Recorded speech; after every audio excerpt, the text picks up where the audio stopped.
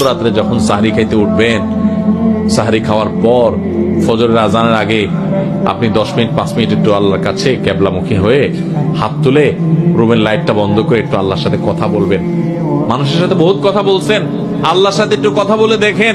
আল্লাহর সাথে কথা বলার স্বাদ আছে ভাই, অনেকে জীবনে একবারও এই স্বাদ পান নাই। একটু কথা বলে দেখেন। ভোর রাতে সাহরি খেতে উঠলে 10টা মিনিট একটু হাত তুলে কথা বলেন। কিভাবে কথা বলবেন?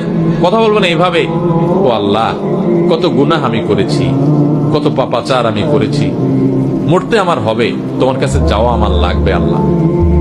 শয়তানের প্ররোচনা করেছি, এই রমজান মাস তুমি কত মানুষকে মাফ করে দাও। নবী করিম সাল্লাল্লাহু আলাইহি ওয়াসাল্লাম বলেছেন, ওয়ালিল্লাহি উতাকাউ মিনান নার ওয়া যালিকা ফি কুল্লি লাইলা। রমজানের প্রত্যেক রাতে আল্লাহ তাআলা অনেক মানুষকে সাধারণ ক্ষমা ঘোষণা করে দেন, যে যাও অমুক অমুক অমুক অমুক, যাও তোমাদেরকে মাফ করে দেওয়া হলো, জাহান্নাম থেকে মুক্ত ঘোষণা করে দেওয়া হলো। আল্লাহ কত মানুষকে আপনি সাধারণ ক্ষমা করে দিবেন। আল্লাহ আপনার সাধারণ ক্ষমা পাওয়ার জন্য কোনো যোগ্যতার দরকার হয় না, আপনি চাইলে যাকে তাকে মাফ করে দিতে পারেন। দুনিয়ার প্রেসিডেন্ট প্রধানমন্ত্রী চাইলে একটা দেশের যাকে তাকে যা খুশি তা দিয়ে দিতে পারে। তাদের যদি ক্ষমতা, তারা তো মানুষ।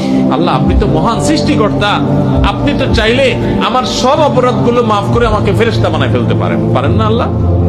তো আল্লাহ আপনি আমাকে মাফ করে দেন, এটা আল্লাহর সাথে কথা বলবেন।